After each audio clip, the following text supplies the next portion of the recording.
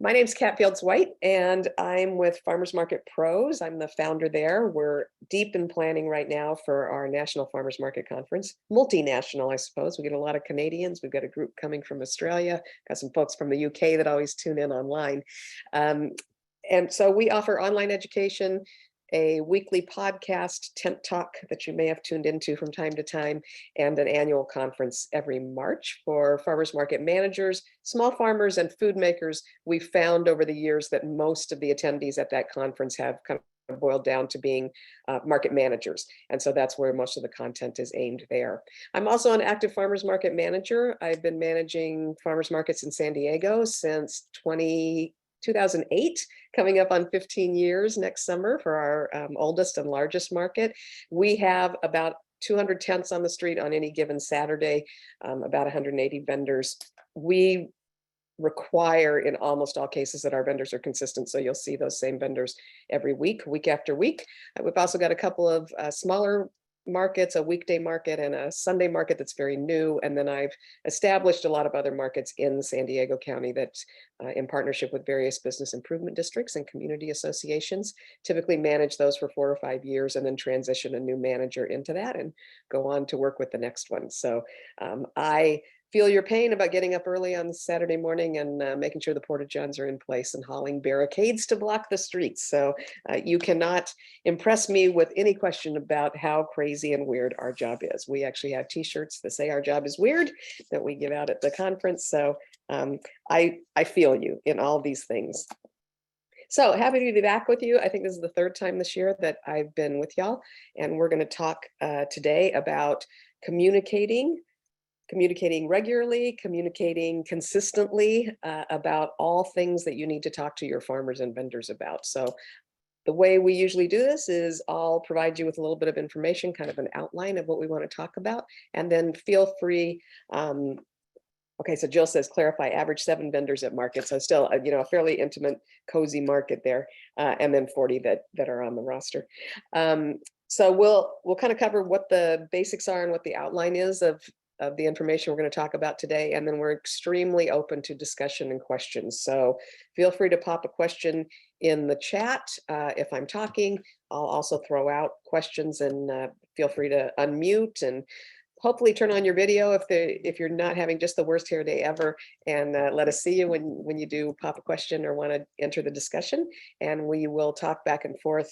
We always find out in this type of session or in our Vendor 101 classes or at our conference that whoever's speaking can give you some good information, but the best information you're going to get is from each other. So I really just want to poke your brains and let you come up with questions that you want to ask, and we'll go forward from there. So unless anybody has a burning question that they need to ask before we start, we're just going to plunge in. So what we're going to talk about today is communicating consistently with your farmers and vendors. I think that almost any issue that we come up with can be solved by clear communication. And so we're not going to talk just about talking to farmers and vendors, but talking with farmers and vendors and making sure that you understand their needs and that they understand why you're asking them to do the things that you do. That really is the most basic way to make sure that people follow your rules and guidelines so that they contribute to making the market a happy place and a place that is safe and that is welcoming to shoppers and that increases their income. And those are the goals, of course, for every farmer's market.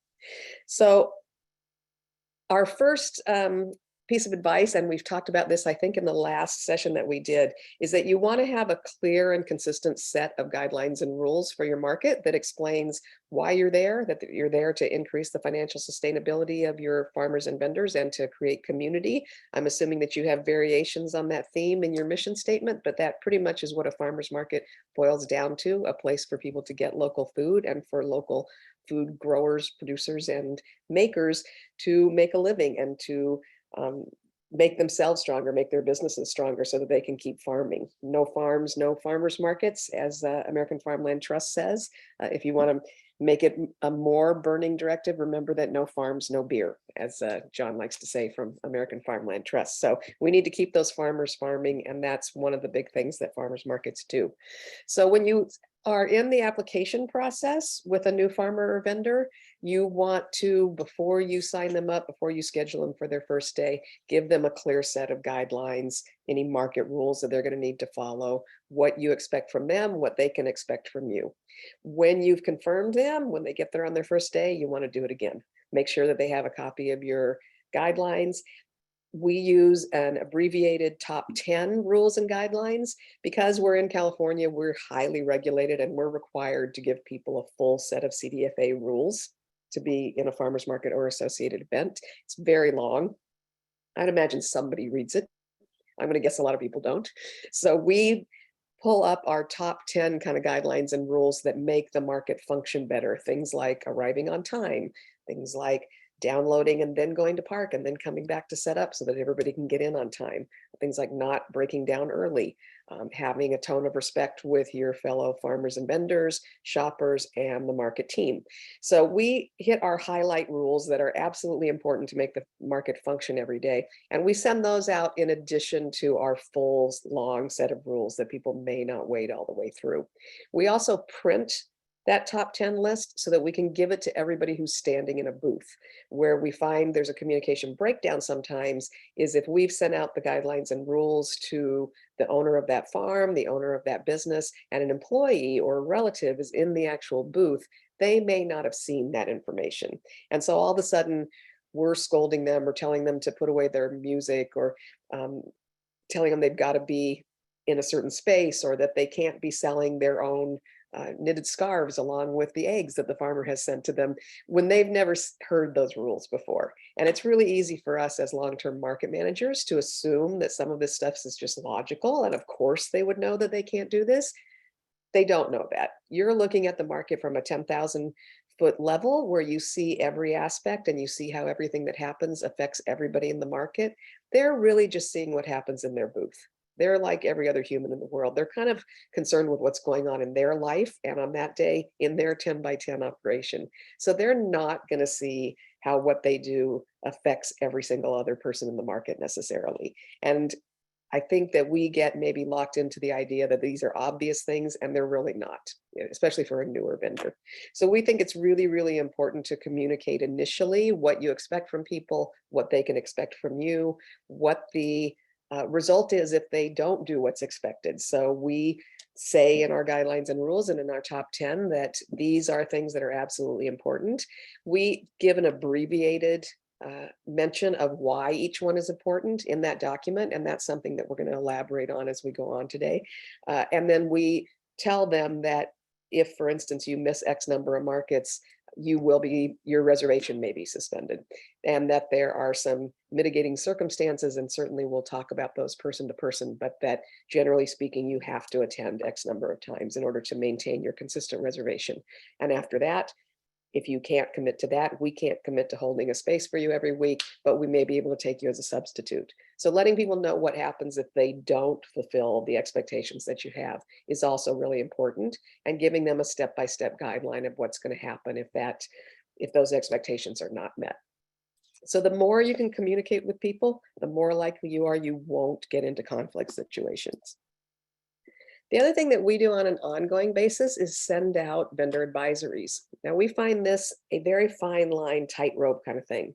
We want to make sure that everybody remains in communication and that they hear from us regularly so that they know that we're aware of the issues they're facing. We want to give them a heads up if there's a particularly busy couple of weekends coming up, maybe around the holidays. We want to let them know if there's going to be traffic interruptions for any reason, that they may want to find a new route into the market. We want to give them all of those important nuts and bolts kind of notifications. And then we use those advisories to wind in reminders of maybe rules that somebody's gotten sloppy about. If we're seeing a lot of vendors breaking down 10 or 15 minutes before the market ends, we use that advisory as a chance to work in the reminder that that's not allowed and why it's not allowed, how it affects the shoppers and how it affects the market overall.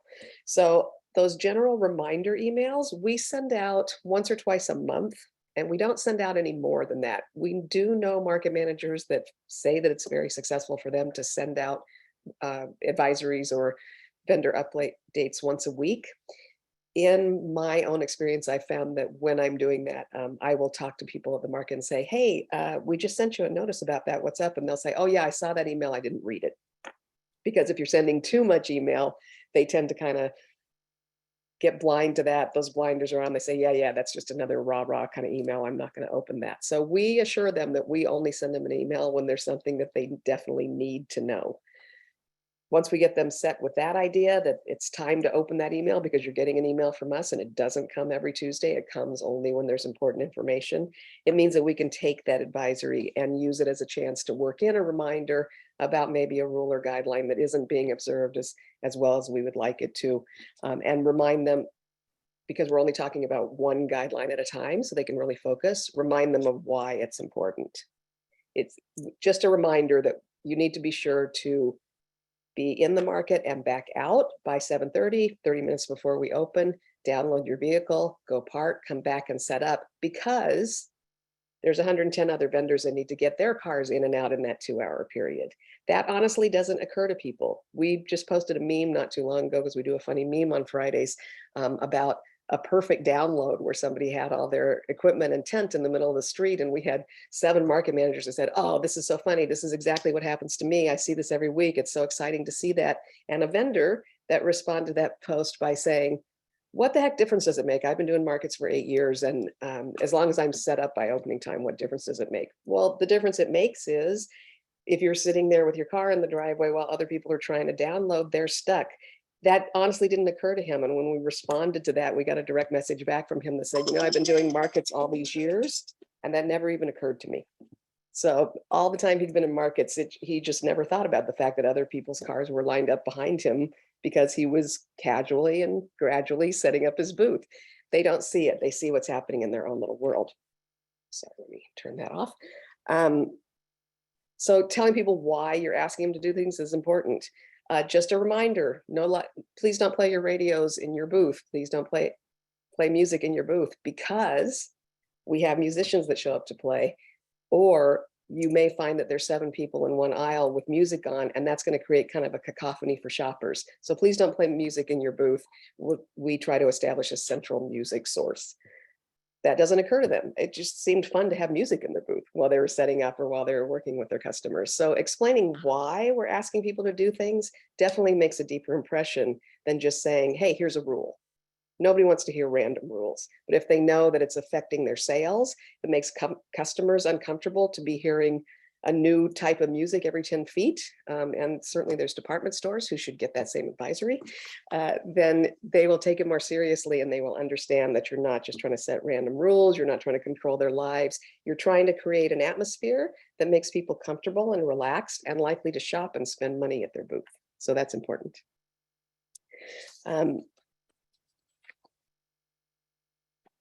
So vendor advisories, generally, we use a very specific formula for it. In other environments and other corporate settings, they call that a compliment sandwich. So you want to tell them something good to start off with. Hey, we're going to have a really busy weekend coming up. We're open the Saturday before Thanksgiving. It's always exceptionally busy. Inventory up. You can plan to make a lot of sales if your booth is full.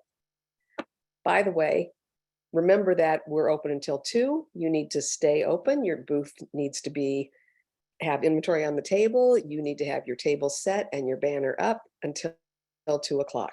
If a customer races over here after soccer practice to get that peanut butter that you sell and you've closed down 10 minutes before she arrives, she's going to be really frustrated. She may go to Trader Joe's to get her nut butter. You may not see her back next week. Let's remember to keep it moving right up until 2 o'clock.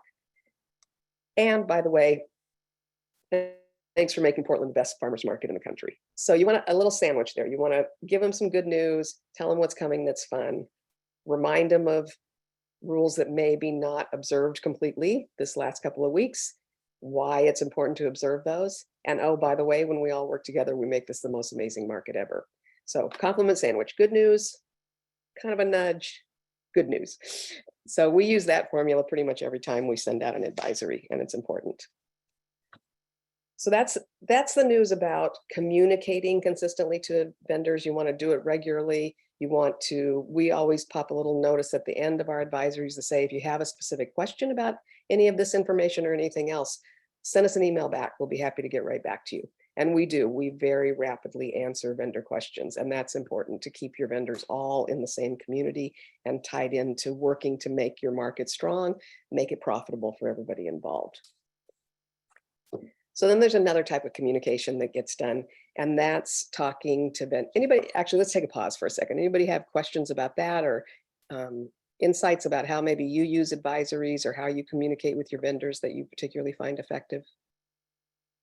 And you can either unmute and wave. You can drop something in the chat. You can have a quiet day. It's Tuesday. It's early in the week. I have a question. Yeah.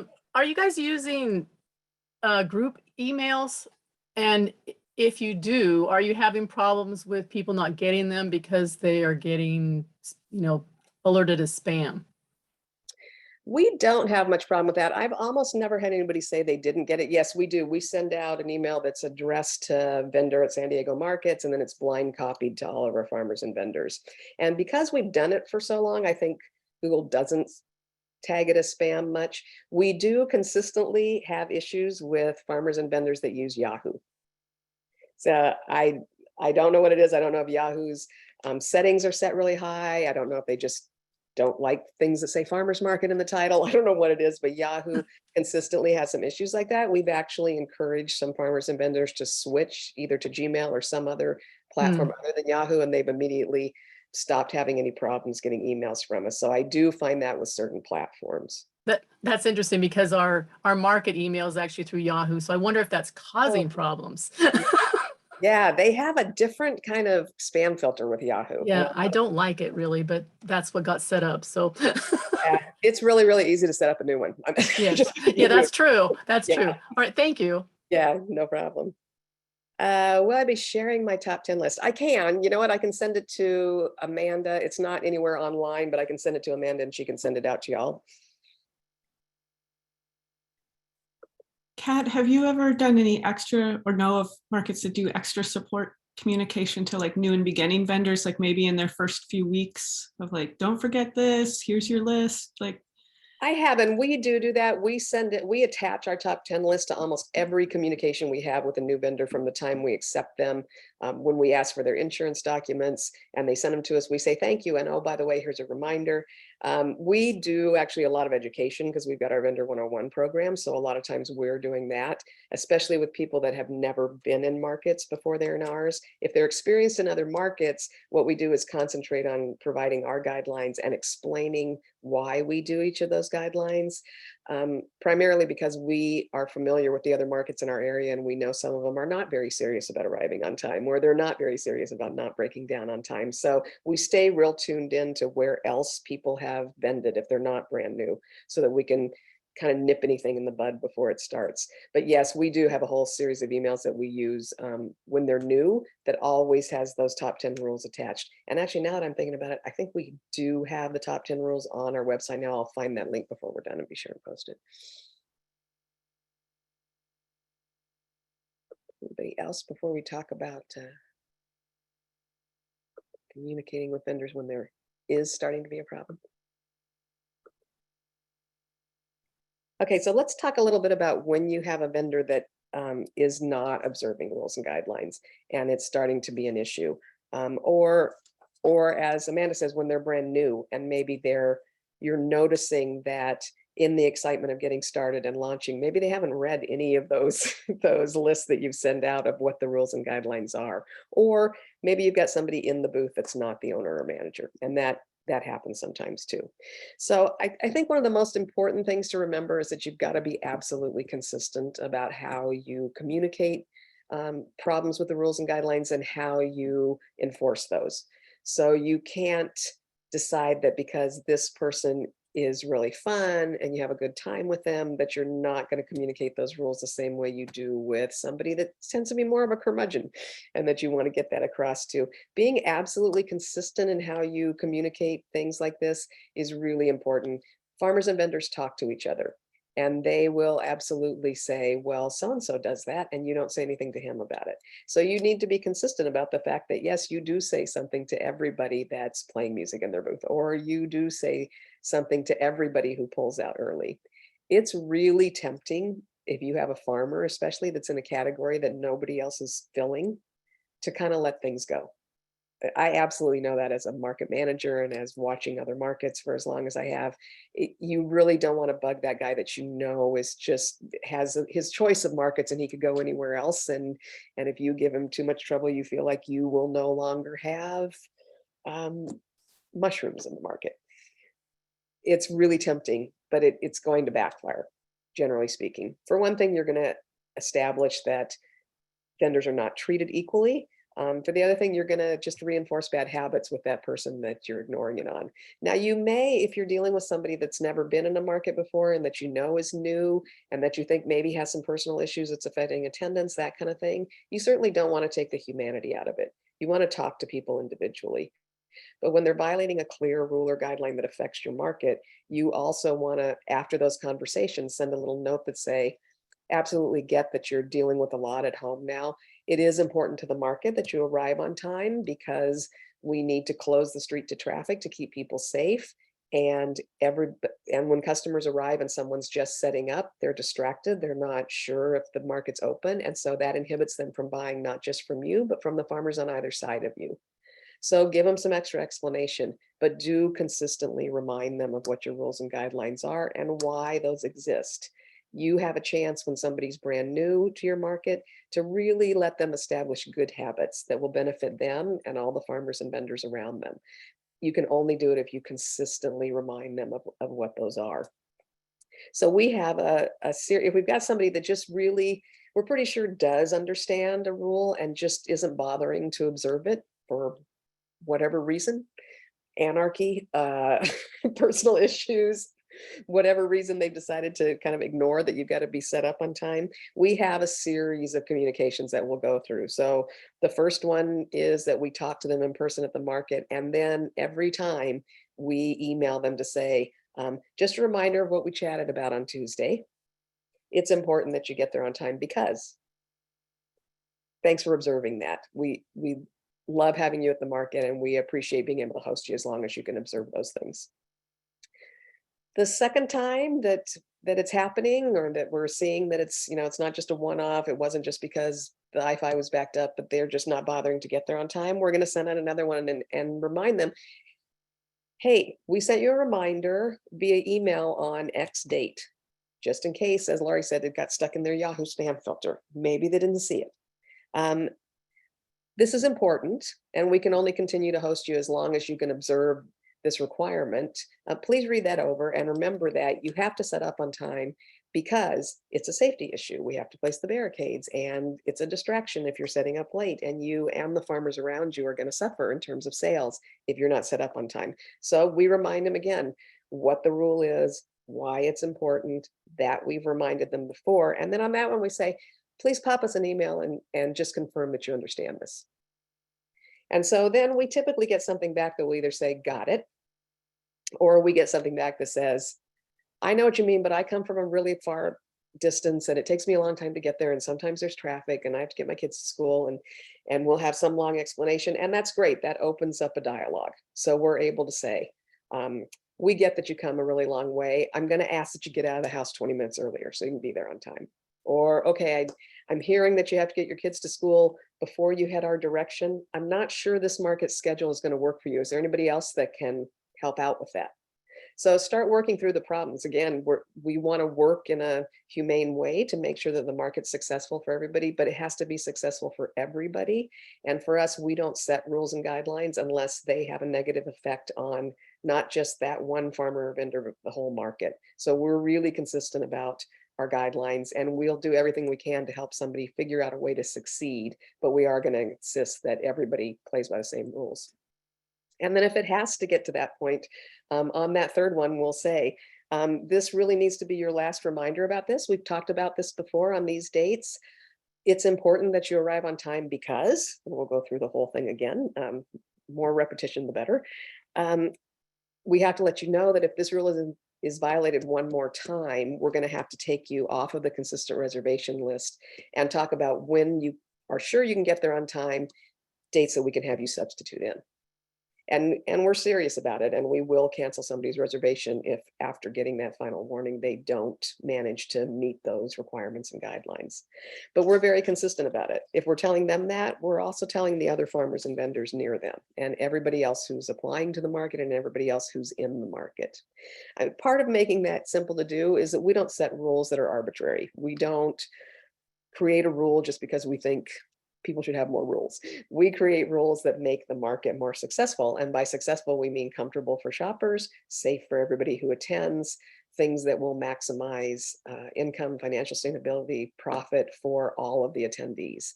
So it's important to us, and we're very clear about it, and we're very clear about insisting that people meet those rules. And we have had people whose reservations we've had to cancel.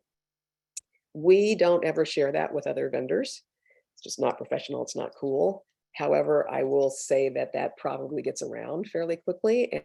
And the fact that you're consistent about your rules and that you expect everybody to fulfill them makes it easier for other people to follow them. It just, that is what happens. Word will get around that you're serious about the setup. And it may be that somebody has so many other things going on in life that your market where you have those consistent guidelines is just not the best spot for them. They'd be better at pop-up markets where it's a little more casual, or they'd be better at an alternate schedule where they can trade off with another caretaker for their kids and be there consistently every other week. And we're happy with that. But being very clear about why you're setting rules and that you're consistently enforcing them is absolutely key. If we were doing that with one person and then ignoring somebody else who slid in late every week, they would understandably be resentful, those folks that were chiding about the various rules, but we're really consistent about it. And so our reaction to it is typically pretty good. A lot of times when we have a conversation in person, we will send that follow-up email almost every time and say, good conversation today. It was nice talking to you about this. Just want to make sure that we're all in agreement that you're going to be on time from now on. And please pop us a response and just say yes, or let us know if you have any questions. And that's important because a lot of times people are caught up in their own heads with setting up or with what their personal issues are, and they're not hearing what you think they're hearing. So when we send verification emails, it's primarily so that we can make sure that we've all got a shared memory, that we all heard the same thing, and open up the opportunity for somebody to say, oh, well, that's not what I thought you said. I thought you said I could switch to alternate attendance. If that's what they heard, great, let's open that conversation and start having that. But that written verification is a chance for everybody to review what you talked about and get back to you with questions. So Tian is saying, and I hope I'm pronouncing that right, Tian, yes. Have you ever had to deal with a vendor who might be considered to have anger management issues, rude to other vendors? We absolutely have. We have one of the rules and guidelines in our list, and it's in our top 10 list, is that you have to behave in a courteous and professional manner towards fellow farmers and vendors, the market team, and shoppers. And that is actually, I think we've maybe had one or two people in the course of 15 years where we've canceled reservations due to attendance issues. But the other probably 3 cancellations we've ever had are for that. We really have zero tolerance towards rudeness to other people, angry behavior, throwing things around. We do go through the entire set of warnings in that case, unless we have never had anybody who's been truly violent. I do know of market managers who have, and there's definitely situations where and there are rules in our guidelines that say this behavior is subject to immediate expulsion from the market. We try to avoid that because we also try to remember that you never know what's happening in somebody's life behind them. We definitely have had people who have been surly and outright rude to us once because they were just having a really bad day that we didn't know about. And we try to train our staff to understand that entrepreneurs are by nature under a lot of pressure. They're under a lot of financial pressure. Along with that, they've got all the family issues and life going on and politics and things that the rest of us have that create stress, and that every once in a while they're going to be snarly, having nothing to do with us or having nothing to do with the person that talks to them. We do try to practice some tolerance in that and to be aware that everybody's got stuff behind the scenes that we're not aware of. And we will generally let it go once, as long as they're not being personally insulting, as long as they're not using racist language, as long as they're not physically being disruptive in terms of throwing things around or what have you. Generally speaking, we'll give somebody a pass once. After that, we will definitely enforce the rule that you have to be courteous to other people. And I know that I am very familiar with a fellow market manager here in San Diego, actually, that had a very violent vendor that would literally throw things around and throw things on the ground and break things. And they eventually had to get a security team to enforce the idea that that person's reservation was not going to happen after that day. And it's a frightening thing. And we've heard it from other market managers around the country, especially because we have the conference and the Facebook group and such. It can't be tolerated. We have suspended somebody and canceled their reservation immediately when they've been racially abusive with another vendor. That's happened twice in 15 years, actually. We don't allow that. We've got zero tolerance for it. And it can be frightening if you've got somebody that's got a serious anger management issue. It just can't be allowed. And we've also had a couple of vendors where we have said after they left the market and we've started that communication back and forth that, hey, this doesn't seem to be an environment that creates a calm day for you. Is there somebody else? Great product. We appreciate how hard you work at farming. Is there somebody else in your family or organization that would like to attend the market for you? Because clearly this is not a place that you're happy. And we need to be happy on site. And the people around you need to be happy on site. We're all working really hard. We need to have a good time. And in a few cases, we have had that. We've actually told a business owner that she was not welcome at the market, but that if her partner or family member wanted to attend, we'd be happy to have her. We've had her product in the market for 12 years now. She's not allowed to attend the market because she has serious anger management issues and she's rude to our staff and she's rude to other vendors. And she's just a happier person if she's at home on the farm making pesto. So we don't want her to be unhappy and we don't want our staff or our farmers and vendors to suffer abuse. That's absolutely. Does that answer your question? I have a follow-up question to that. This is Hannah with Gorge Grown. Does that, when stuff like that happens at the market, it seems obvious that it's in your, your jurisdiction, I guess. But what happens if, have you ever had the case where a vendor maybe,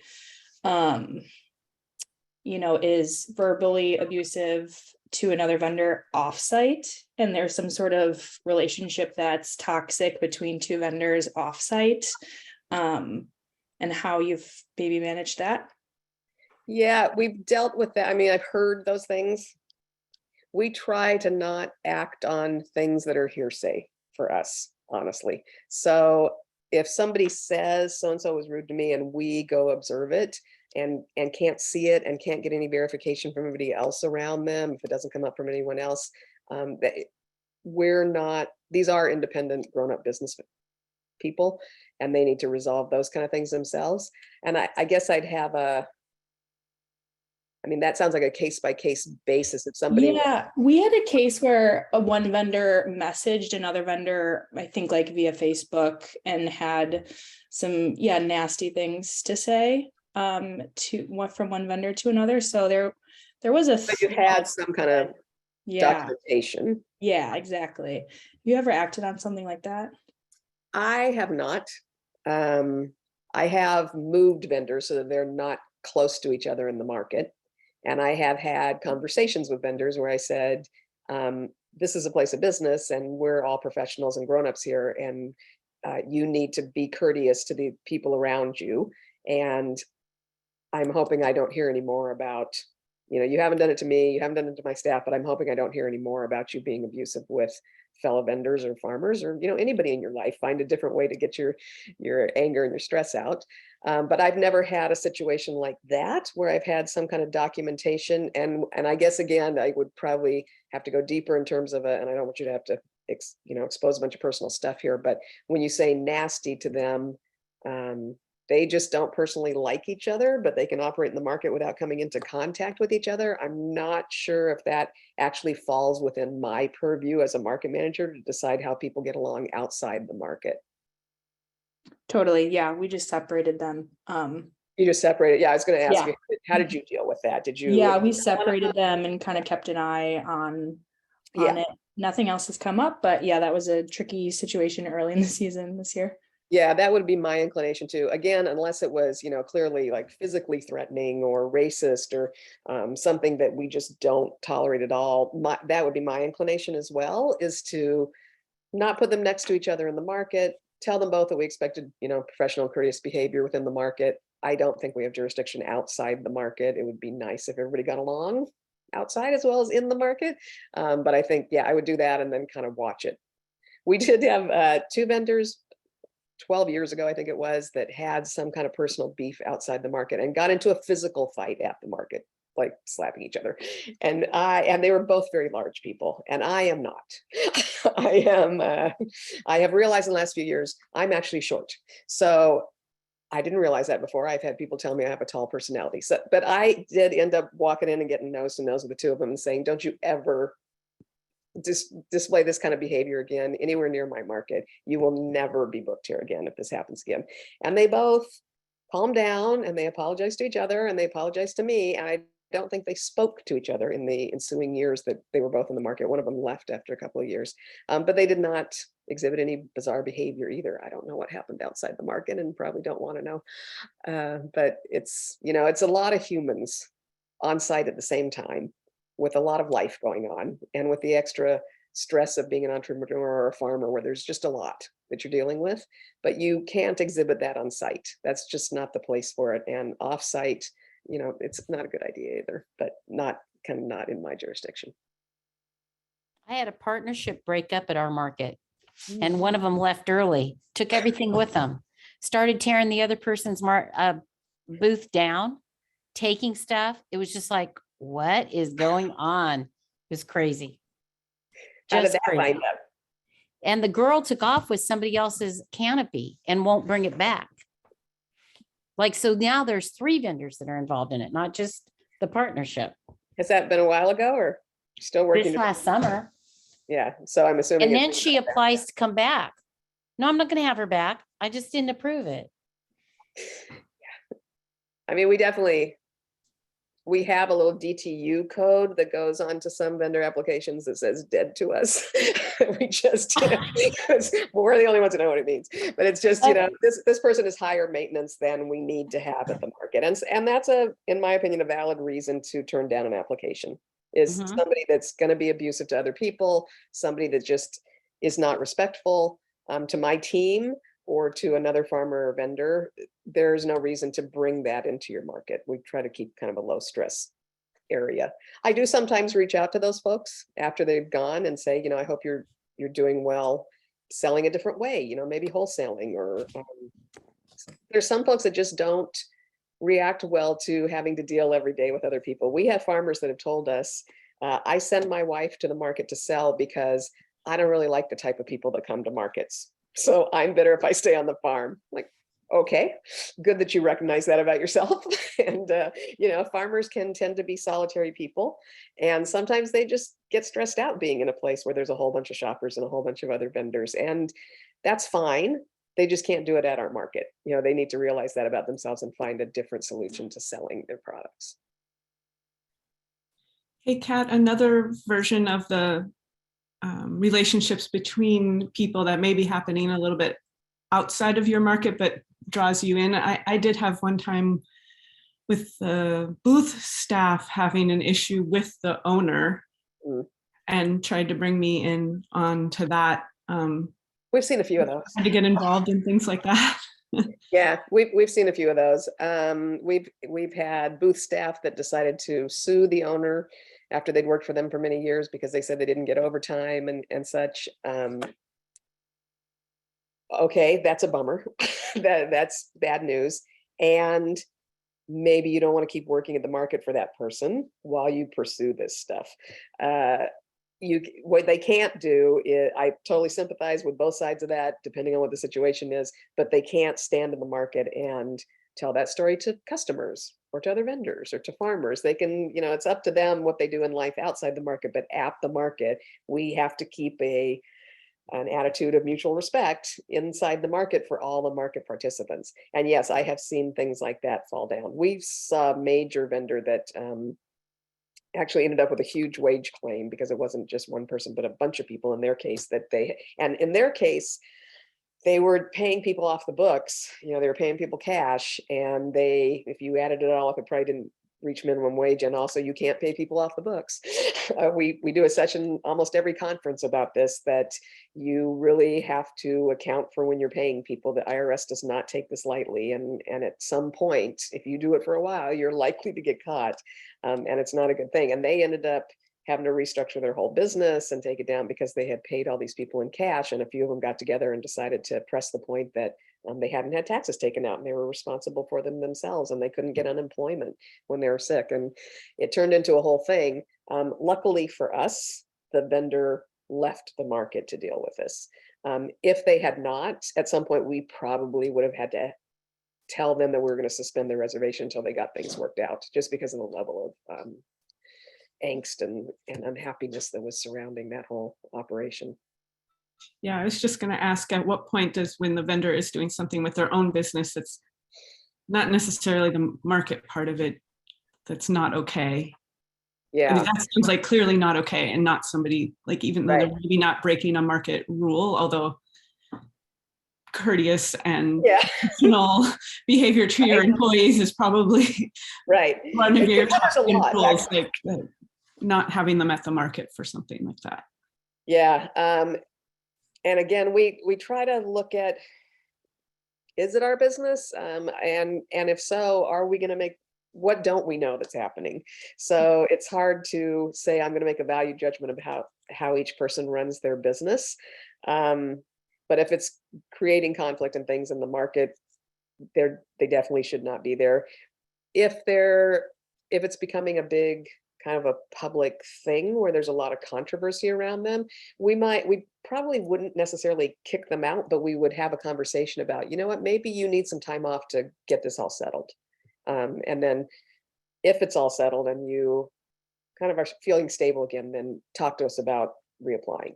So that kind of thing. And honestly, we're in a little bit of a bad situation at our particular markets because we have year-round markets and we don't require people to reapply each year. And we're having a lot of conversation right now about whether that's a good idea for a number of reasons, largely to do with equity, honestly, because we feel like there's people, we want to respect the fact that people started with us when the market was tiny. At this point, they've probably, that's been amortized. The market hasn't been tiny for over 10 years. So we don't want to say, hey, you shouldn't come back, even though you were here at the beginning and helped us build the market. At the same time, we're full most of the time. And so we don't want to not be accepting applications from people who didn't have the capacity to own a business back, 14 and a half years ago. So we're thinking about doing an annual application and possibly breaking it down to where this year all farmers need to reapply, and then next year all food makers need to reapply, and next year, all prepared food vendors need to reapply, that kind of thing, and start to rotate it a little bit more through.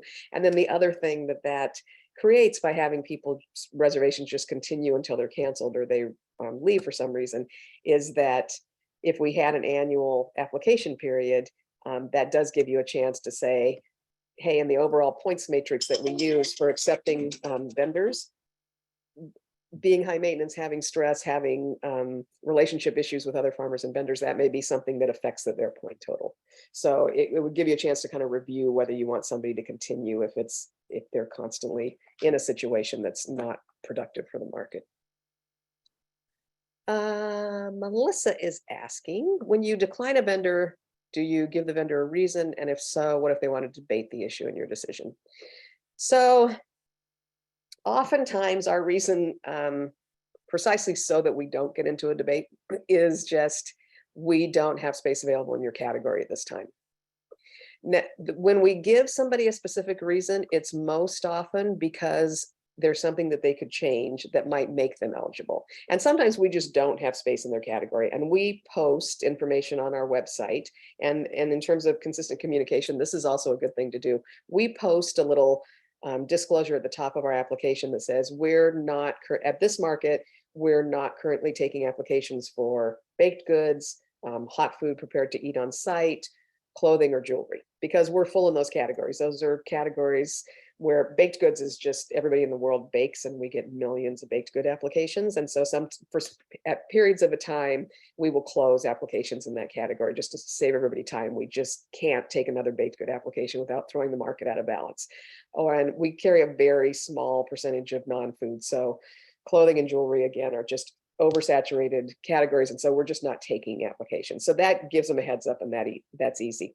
If I'm declining a vendor because we've gone through the whole application process and we've sampled their product and our panel didn't like it, and we usually try to make them articulate why they didn't like it. We have gone back to people before and said, you know what, we had a really enthusiastic reaction to your product, except for the packaging. Every single package that we opened, people ended up with pickle juice all over their shirts. If you should decide to repackage your product, to develop a different packaging system, feel free to reapply. Or we have said, and the reason we use kind of a big sampling panel is because everybody has a different palate, but we'll say 8 out of 10 people thought this product was excessively oversalted. Look at your recipe. I can't accept it because of that, because we let our sampling panel have some power. Maybe look at your recipe and see if there's something that could be adjusted that might make this more generally appealing. If I was declining a vendor due to past behavior stuff, being rude or something, I have to think about that for a minute. I'll come back. I probably wouldn't say that. I probably wouldn't. I might say, because of the excessive absences in the past, we're not inclined to accept you back into the market. Can you tell me if there's something significant in your life that's changed so that you're sure that that wouldn't be an issue again? If I liked their product and if I thought that they had a chance to do things differently. So we probably would give them another chance. But generally speaking, I keep it short and sweet unless I think that there's something that they could change about their product that would make it acceptable in the market. And if you have, Melissa, if you have something more specific that you want to kind of dig down on that, happy to discuss that further. When you have your existing vendors reapply, are you going to jury their products again? If I had existing vendors reapply and they had been in the market a month ago and they were applying now to be in a month going forward, I probably would not. If they had significantly changed their products, or if they had been out of the market for a while, if they were applying, if they've been, maybe they got out of the market for 5 or 6 months while they worked out personal stuff or rebranded or reset their product line, yes, I would go through the whole application process again. If I was just doing kind of a, hey, we're going to have everybody reapply, we want to see who else is out there, see where we're going, I would probably not. If they were in the market at the time that they were applying, I probably wouldn't start from scratch. And Lisa, if you've got, if there's another part to that question, feel free to pop in. I guess I was asking that question. Right now, we just accepted new vendors for just our winter season, with the caveat of this doesn't mean that you'll be accepted to our summer season. And so I guess I was just kind of curious, since you all are thinking about the making your vendors reapply, when you're doing your point system, I feel like taste is such a big part of it. And so when you're judging a new vendor versus an old or an existing vendor, whether you are going to bring in that taste value, because I think it's so hard to not accept vendors, even though they're reapplying every year. Right. And so I guess that would have been a good reason to say, like, oh, we aren't accepting you because you didn't get as many points on the taste jury or whatnot. Yeah, so our tasting panel, unless there's something egregious, like really 8 out of 10 people say, I can't eat this, it's too salty. We don't, it's kind of a yes or no thing on that. It's not like you get 10 points because this tasted really, really good, or you get 7 points because this tasted kind of good. We want things that taste really, really good, but everybody's got a different opinion on that. So that's really hard to quantify. It's kind of, yes, most of the tasting panel really liked it, or no, most of the tasting panel didn't, is kind of where we are. So yeah, existing vendors and reapplying, if they've been selling the same thing that they've been selling all along, we probably wouldn't resample. Okay. But I can see why you might want to. And especially when it comes to things like, it's really tough when you get into things like baked goods, because every brownie maker will tell you that theirs is the best brownie ever made. And I have told people, people have come back and said, well, I know you already have a lot of brownies, but I'm making the best brownie ever. So when somebody asked about what do you do when they want to debate the issue, I've said, well, that's a really subjective thing. The folks that we have are making great brownies. I'm not going to kick somebody out because there's somebody that comes in who says they have a better brownie. Just like if you were one of my vendors, I would not kick you out because somebody came along with a product that one of my people on my tasting panel thought was better than yours. So, that's just not the market, I don't think, but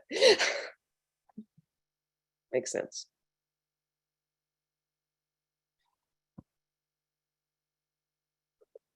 And the wanting to debate the issue, I generally just don't spend a lot of time with that. If somebody says, oh, but mine's better, I'll say, well, that's possible, but our goal here is to have great products and a balanced market. And usually pointing out the balance is what will stop them. Most of the time when we have somebody debate, it's that, well, my beverage is different than everybody else's lemonade. Well, I get it. But if you look at any grocery store, they don't have 7 aisles of lemonade and then 1 aisle of bread and 1 aisle of produce. We have to maintain a balanced market. So even if yours is great, we just don't have any room for anything in that category at this point. We're full in that category. We have only so many slots for each type of grocery item or food because we want people to be able to do all of their grocery shopping here. So I'm not going to debate with somebody whether theirs is better than somebody else's. We just tell them there's only, so much space in any category. I do occasionally, we don't take CBD products at our markets just because it's a slippery slope here. It's just what we do. And we have definitely had people that wanted to carry on very long debates about whether that was fair or not, but that's where we are. And sometimes we just have to say, that's the policy we've got. Typically for us, we're able to say, you know what, maybe try the Oceanside Sunset Market. I know that they accept products in that category. I don't know if they have room, but you might try that. So we try to point people other places if they have something that we're going to decline. Because a lot of times it's just something that we don't like or we don't think is a good fit for us, or that's, maybe going to throw us out of balance if we add one more in a category. We usually try to point them somewhere that we think they may have a chance to get in. What else?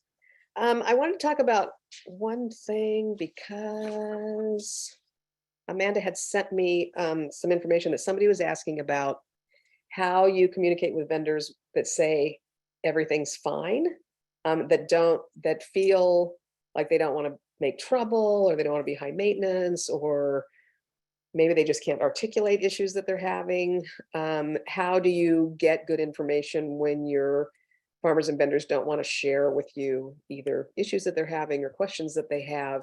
How do you get that from them? And I'm going to say,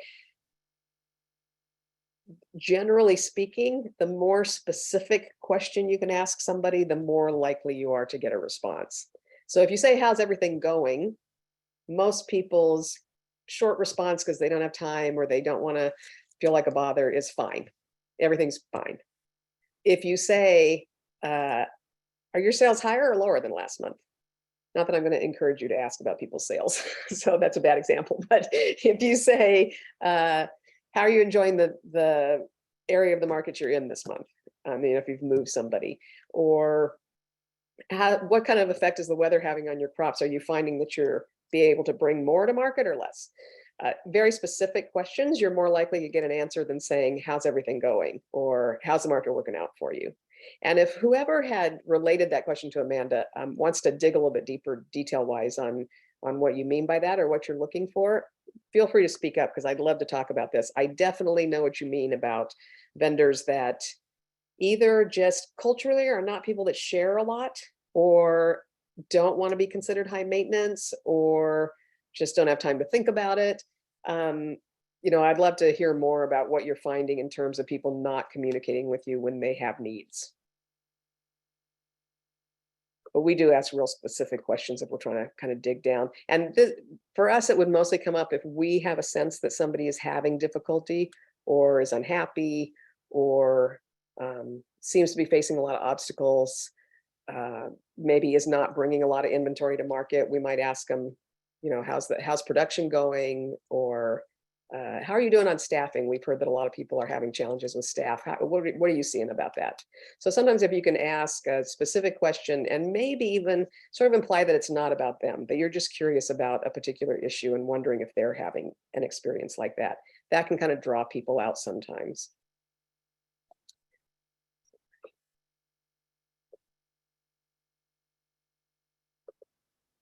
How many of you ask your vendors about sales? There's some hands up. I guess there's not a good general way to ask that because we don't see everybody here. Or if anybody does ask people, we do, Hannah does, Allison does. And are you asking them specific questions? So in California, we have two kinds of markets very distinctly and almost completely. It's Northern California does things one way and Southern California, except for the markets I manage or create, do things another way. So in Northern California, almost all markets charge a percentage rent to all vendors. They usually have a base and then they charge X percentage of the sales. No, that's what happens in Southern California, except at my markets. And then in Northern California, almost all markets charge a flat fee, which is what I do, even though I'm in Southern California.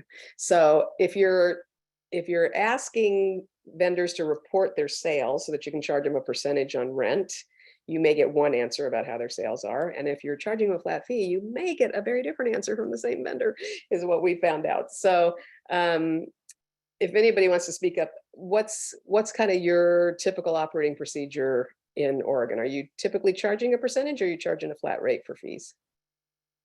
I'll speak to that. So we charge a flat fee, a very small fee, because we're a small market and we're just still trying to get going. So, and I ask more of, I just want the vendors to be successful. And sometimes, you know, it's a really slow market day. And so it's more of trying to, you know, encourage them, like, you know, are you doing okay today? You know, are you making enough sales to make it worth your while? And just kind of encouraging them that, hey, you know, we're here to try to help each other. And, you know, and usually they'll say, yeah, you know, I made enough to pay for my booth and we just really enjoy being here. So it's fine, which is really cool because we've, you know, kind of developed a little community, which is our tagline is celebrating community. So it's not I'm not intrusively asking. It's more of just, you know, hey, are you doing okay? Is there anything we can do to help you? Kind of thing. Gotcha. I'm just imagining saying to somebody, are you making enough sales to make this worth your while? I say that all the time, but like kind of more joking wise, like if it's a really rainy, crappy day and someone's like, oh, blah, blah, blah. It's like, well, is it worth it to be here? And then we can kind of be like, yeah, ha, ha, ha. We're all kind of miserable today. I'm not sure that's exactly the words that I use, but, you know, more of, you know, I don't know. That is my what I'm implying. So yeah, I think I would probably be more inclined to say, are your sales up or down since last month? That kind of thing, with the hope that it's awesome that they enjoy being there so much that they're going to be there just to pay their booth rent, but that's not really financially sustainable in the long term for most people. I mean, at some point they're going to have to value their time, where if they're not increasing production by being on the farm and they're not making at least some net profit by being at the market, at some point, you know, somebody in their life's going to say, hey, maybe you should be doing something productive during those hours. Totally get hanging out at the market because it's affirming and it's great to see people love your product and it's nice to talk to other farmers and things. But in the long-term basis, you probably want to get them to the point where they are bringing in enough income that there's actually a profit, not just paying their booth fee. And also, when they get to that point, you can increase your booth fee so you can get paid more. Right. You can spend more money on marketing, which will increase their sales, which means, you know, you'll get paid more. So all of that. Right. And we're only we just finished our second year is all. And we're not really a farmer's market. We are a Saturday market. So, and this year, the few farmers that we do have, the crops were so bad this year because we had such weird spring weather. So there weren't really, I mean, they were bringing other things just to be there. So yeah, and you know, we live in a very small community, so it's probably a whole different atmosphere than, you know, what you're dealing with. So it is a little different, but you Yeah, know, small sure. town, small market, new market. So it's Yeah, Where are you from? from Scioto, Oregon. So yeah, Yeah, and that's definitely valid. You know, in a smaller town, in a smaller market and things, you still want people to buy from farmers, even if it's not, you know, a ton. And maybe that's what they do for fun. Instead of going to the movies, they go to the market, you know, get to talk to their neighbors and things. So that's valid too. But of course, what you want to do is be doing that marketing to get as many people as possible, even in a small town, to be shopping. You know, I'm assuming folks in your town are shopping at a supermarket. If they're not shopping at the farmer's market, right. more of them Yeah. you get to come direct to the farmer, of course, the better for everybody. And I think that the two that, you know, really stayed, you know, they came every week, even though they didn't have much, you know, any produce to sell. I think they were just still trying to keep their name out there so that, you know, hopefully next year everybody's crops will do better and things will go. So yeah, I think And it's that's just, valid as well. yeah, I mean, I guess part of what we can do is help folks figure out what to grow. It's climate has gotten tough, and so anywhere we can point them to get education on how to yeah, be able to produce more crops, given the terrible climate changes that we're seeing, the better, both for yes. their financial sustainability and so that we can all keep eating something other than little green pills, right?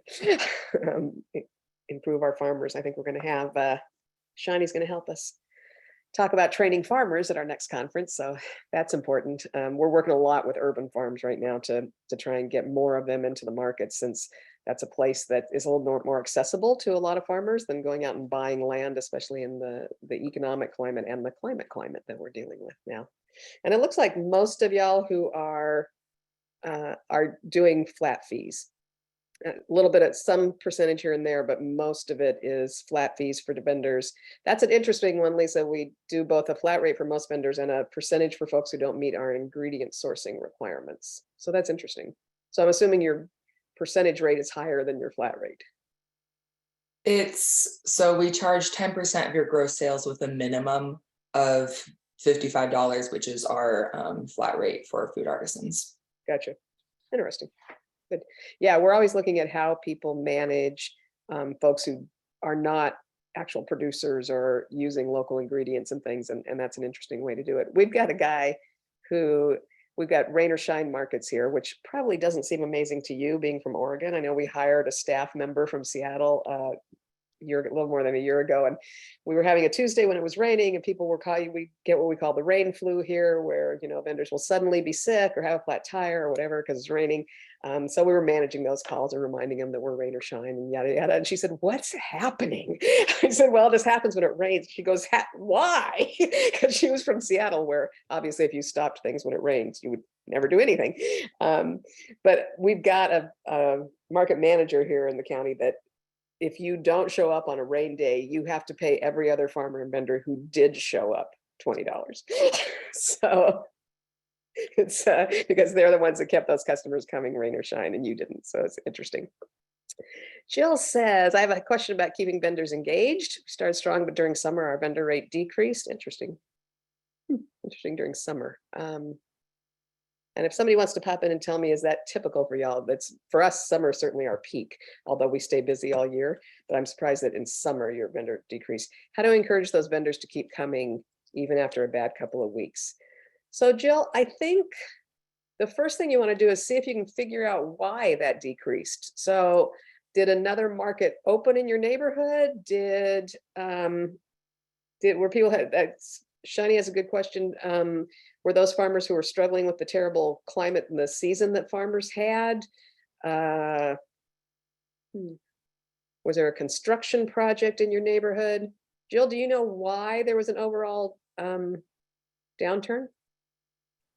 We do have a session, I just approved it this morning actually, for our conference in March, on how to manage a struggling market, because we are always so inclined to talk about how to grow a market and how to do marketing that affects the market this way, and how to manage an overflow of applications. And we need to talk about the fact that some markets are really struggling, and especially in the last couple of years, we're seeing that, for whether it's staffing, whether it's an abundance of markets in a particular area, an abundance of supermarkets that are advertising local produce in a certain area. Lots of reasons a market can struggle, and we're going to We're going to put aside my usual denial when it's pouring rain here and I'm walking down the aisle saying beautiful day. You know, I have a tendency to approach markets that way as well. It's an amazing industry. We're all having a good time. We're going to admit that sometimes you're struggling and talk specifically about what are the steps to address a struggling market. So that's coming up. But so our market, I popped on, I'm at work, good, but I'll be thanks. quick. Go ahead. So we had just moved our market locations, and we rebranded to a new name. Oh, So we know that we started strong, just like a huge rebranding opening day. We did really good. And part of it was also that crops were not good. And so attendance started to drop off.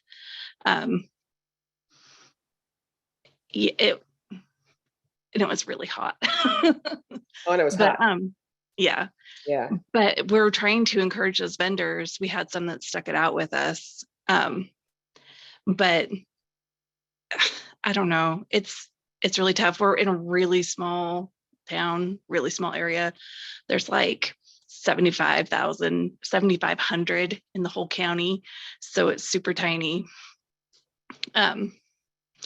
So yeah, we started out really strong. It wasn't a good crop season. Our main producers, like the main pull for our market. So when he didn't have a lot of fruits and vegetables, we didn't get a lot of people in. But then as that increased, we struggled still to get some vendors back. So advice on how to get them to come back and try again. And Jill, do you know where those vendors went?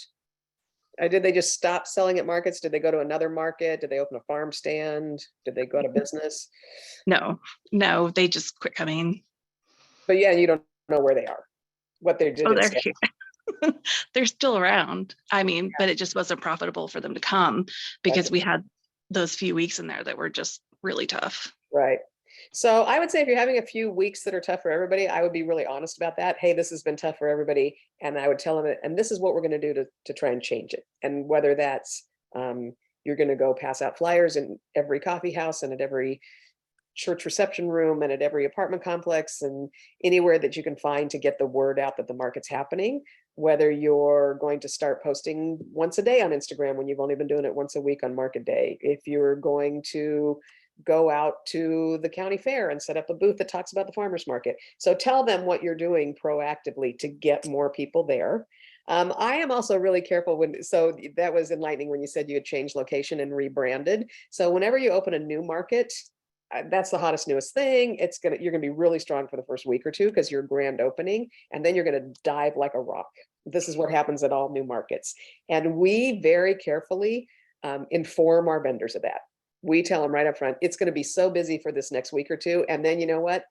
It's gonna be quiet because it's a new market and we're gonna gradually grow. And so expect that to happen. And then every week we get back to them and say, okay, so we had a few more customers this week, and this week we're doing flyers and coffee houses. And then we go back to the next week and we say, we've got posters. Do you know anybody that you want to take a poster to the guy that you buy your feed from so that he can put it in the window? And so we pass out posters to every vendor that they can take, and we're out putting posters up. And then the next week we say, hey, I think last week was a little bit better than last week. What do you think? And then we tell them what we're going to do this week to make it better. So we really engage them in the whole process of, yes, we're going to keep pounding and build this market. And most of them will come back. And then some of them who can't will say, hey, you're having a hard time and you're having a hard time. What do you think about alternating weeks? And depending on your laws, we have very tough laws in California about farmers, so they can't necessarily sell each other's produce. But if you don't have that law, and I think you don't in Oregon, you could maybe pair up farmers and suggest that, hey, what if each of you took a turn and you came the second and fourth week of the month and you came the first and third week of the month, and you maybe took some of his product too, and do that so that we can keep the representation of all the farmers at the market every week, but they don't necessarily have to give up that time every week. So we come up with creative ways sometimes to alternate vendors if they're struggling to be there every week. But I think the main answer is you've got to be super proactive about marketing, and you need to make sure that your farmers and vendors see that, because they will hang with, in my experience, farmers and vendors will hang with you a long time to build a market if they can see that you're actively working to build a market. Will they ride it out with you to a bitter end? If you're not working at it, not so much. If they want to just hang out and Laurie's vendors aside, if they just want to hang out and not make any money, they're probably going to do it at home. They're not going to come do it at the market. So you need to make sure that they can see that you're working hard at keeping it going. Are you closed for the season now, Jill? Yes. Okay, and so are you going to pop again next season? Sorry, can you repeat? Are you going to start? When do you start again? Or are you going to start again? Or are you? June 17th, I believe. Okay, so you've got some time. So what I would do to get those folks back the next time you open is I would do that same process starting in, probably you could use a break right now and maybe they could too, but starting in early spring, if you're opening in June, by March, I would be starting to communicate with them every week about, hey, looking forward to the market starting in June. We were out today distributing flyers at X. Hey, looking forward to the market starting in June. We were out this week at such and such school passing out coloring sheets for the market so that those kids will be with us, starting in June. I would start really building up a whole line of once a week communication that tells them what you're doing to make sure the next season is going to be great. Okay, that sounds awesome. All right. Thank you. You're welcome. And Ashley and Shiny and yes, everybody who says, was it a problem because of staffing? Boy, am I with you on that. Staffing has been brutal this year, both for our markets and for our market farmers and vendors. And I know that's really tough out there. It's also expensive. I mean, when you can find a good person to hire, you're having to pay a lot more, which in the overall societal what's good for people and humans, that's great. I'm glad everybody's making more. It does make you have to revise those budgets and look at how you're going to afford that and up that marketing so you get enough people in doing those sales. That people are still shopping for food every day. And so we have a pool of people to pull from. There's a whole bunch of people out there shopping at supermarkets. And so we can increase the number of people shopping at farmers markets. And that, has to be basically our answer to almost every problem, is to make sure that we keep doing the work to pull people over to shop from our farmers and vendors, because that solves all kinds of issues. More questions? Did the person who was interested in how to get a better answer than fine from a vendor, you don't have to identify yourself if you're feeling shy, but I don't think they're here, Catt, and I can't exactly even, I came up on another workshop and I just thought of sending it to you. I can't even exactly yeah. Was, yeah, because I think it's good, and I do think that specific questions will help you get more answers out of people. So that's what we try to drill down on, especially if somebody seems like they're having a hard time.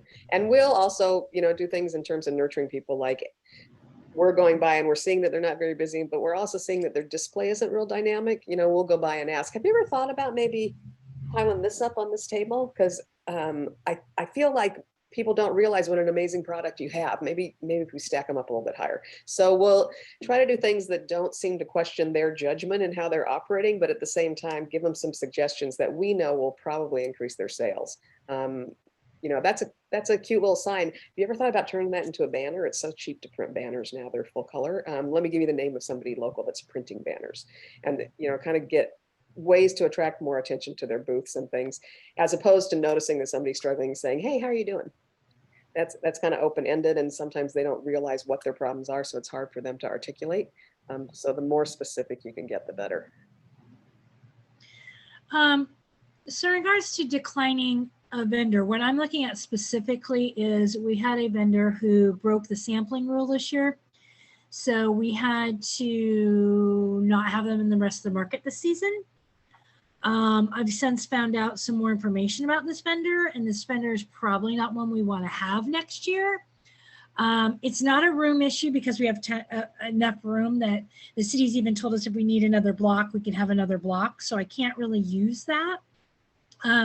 This particular individual prior to market, I actually had in my office and we went over the rules for 3 hours together. Over absolutely everything, especially the sampling, because I knew that was going to be an issue. He still came back into my office and was in my office for 2 hours after I explained to him what was going on, that, due to him breaking this rule, he wouldn't be able to be in the market for the rest of the season. He came back the next market and he was bad mouthing the market up and down. He was checking everybody else's sampling if they were doing it correctly. I had to pull him aside and talk to him.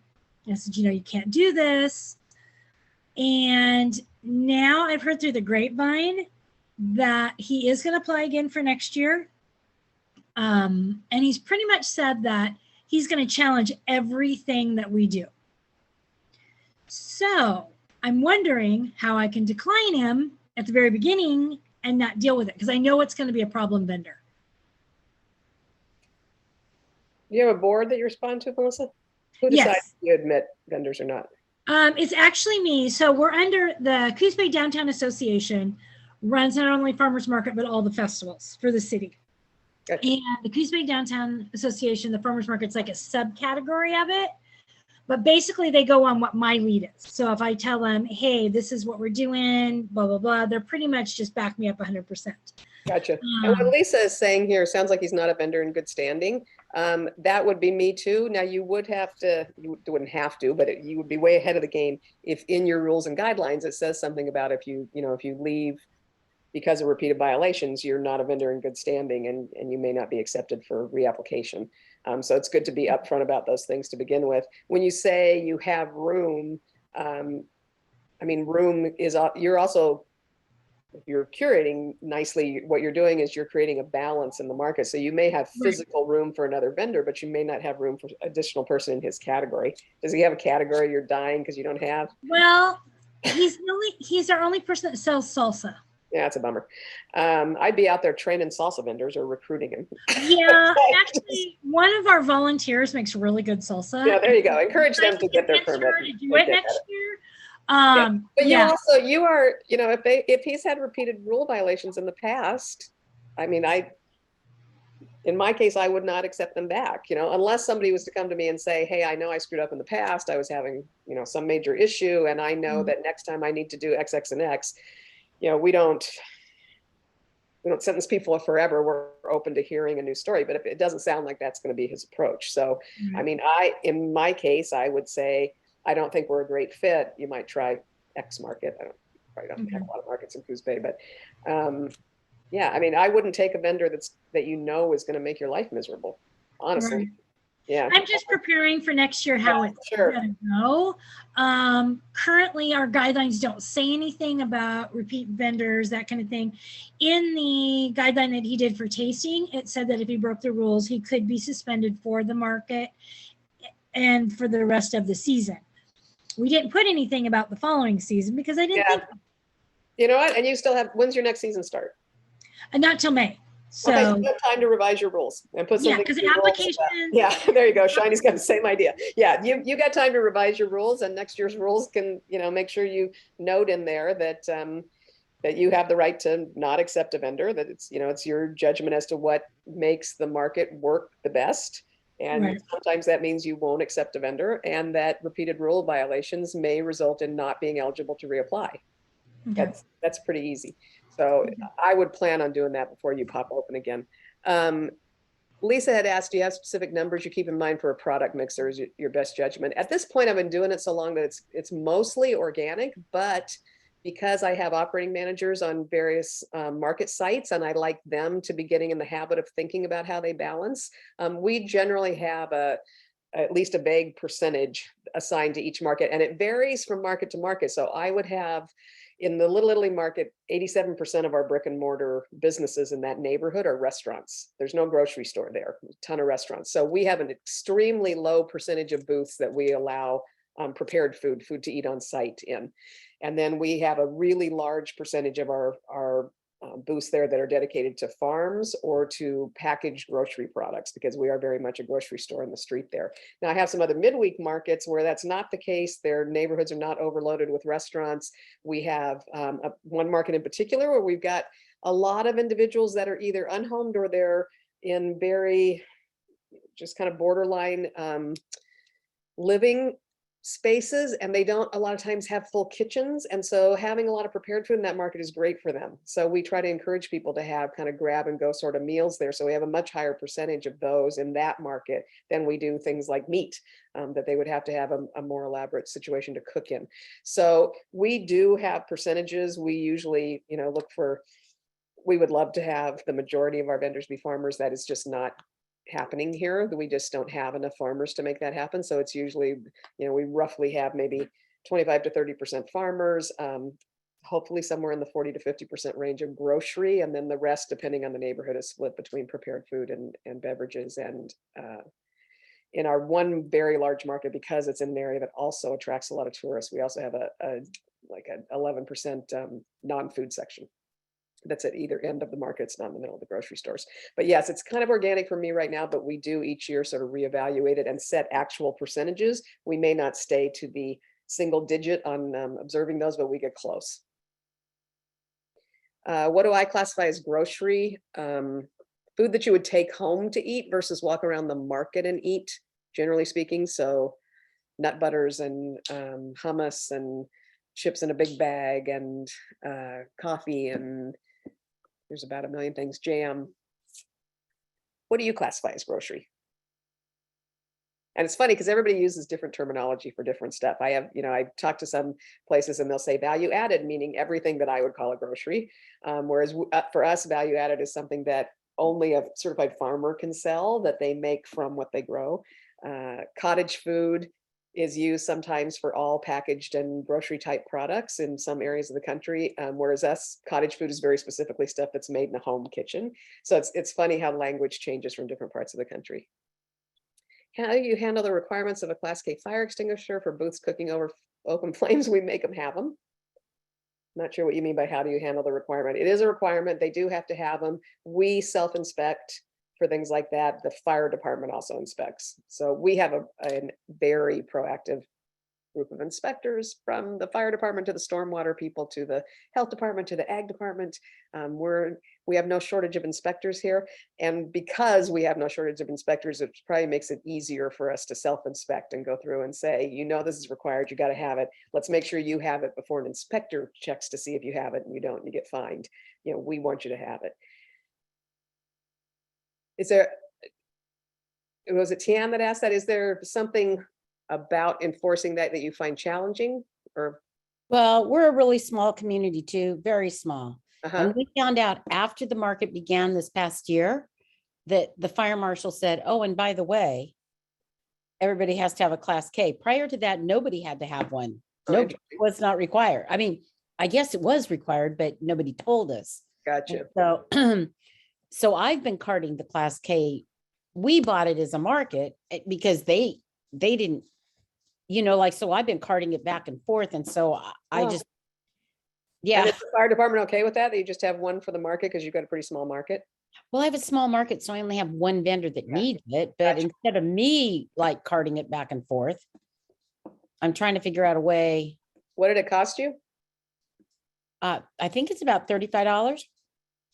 Can you just up their booth rent by $5 a week for 7 weeks if they can't afford $35 and sell it to them so that they can cart it back and forth? That's a great idea. I'm going to do that. There you go.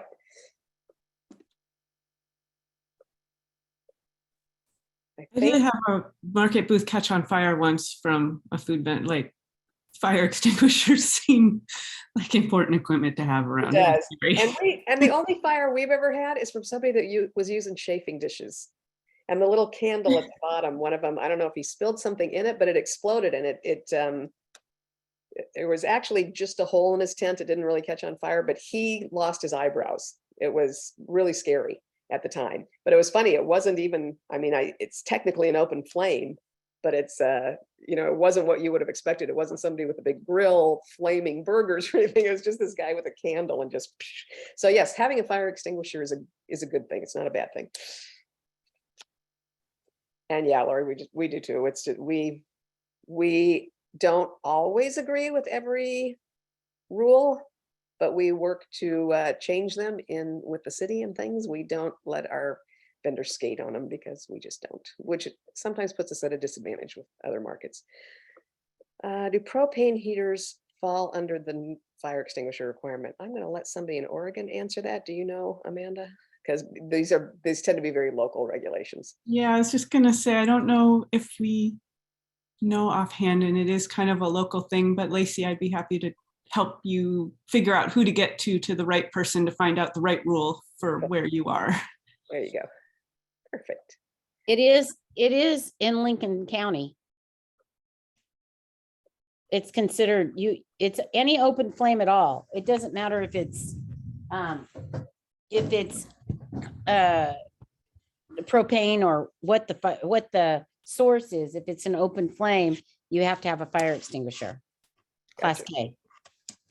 Makes sense. Even if it's not a rule, it would certainly be a good idea. There's that too. Yeah. Burning Yeah. temps are just no fun at all. I think we're just about out of time. I am open to the last couple of questions if Amanda doesn't mind, and if anybody's got anything else. I think we've kind of wandered off a little bit off of communications, but I'm all about just open share here. Yeah, I don't mind going if you're willing to keep answering some questions. I didn't even notice the time because I was having such a good time. There we go. Aren't we having fun here? And I guess I should ask specific questions, because if I just say anybody else have questions, I'll say fine. I'm fine. May I add something? Sure. So if you don't have a clause, because we didn't have a clause in the rules that said, if you're a food vendor with open flames, you need to have a Class K fire extinguisher. If you don't have that, and right now is your down season time, you might want to consider adding that to your rules. So You know, Jill you is can saying add she that, never- but the other thing you can do is just put something in there that says you need to conform to all city, county, and state requirements in the category that you're in. Because it Right. really, you want to stay on top of things and help people figure out those requirements and make sure that they're meeting them. But these are also independent businesses, and it's really, they should be aware of what the requirements are for the type of permit that they have and the type of business that they're running. And so it's reasonable to require that they know what their permit requirements are and conform to them. And that Good. covers you too, if something, comes up that you weren't aware of somehow and that is a surprise to you. right, you Because would if- hope they would know.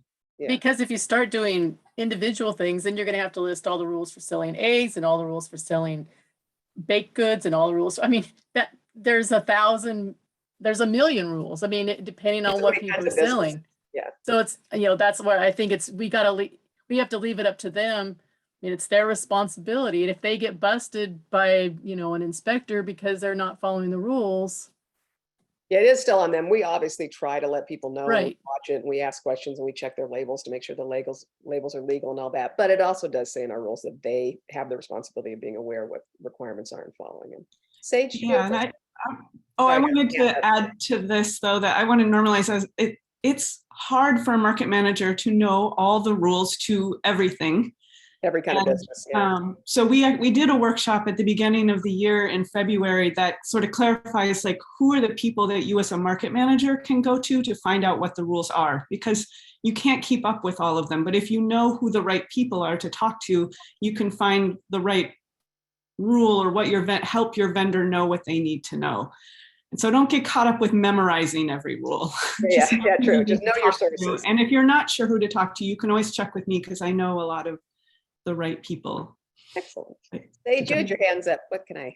Yeah, well, I also wanted to say, Amanda, that that was a great presentation that you all had earlier this year. So I recommend good. that for regulations. I had a different question about what you were talking about earlier in the discussion about just kind of the communications with vendors, and something that I do weekly is send the market map, which most of the time it's pretty much the same, but sometimes there will be a new vendor this week or the other week. But I was just wondering what you do with your markets, if you send a market map or have a place to post it, just kind of what that communication looks like with the market maps.